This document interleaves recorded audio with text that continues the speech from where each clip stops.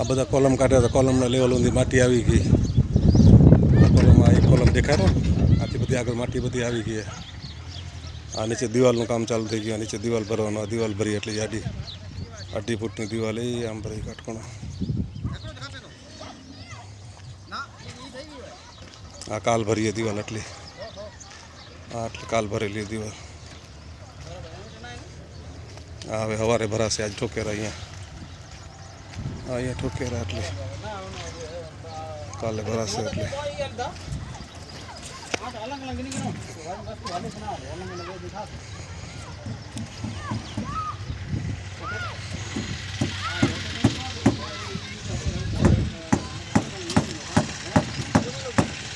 અહીંયા જે કોલમ ઊંચા કરવા પડશે. આ કોલમ, આ પાણીનો ખાડો,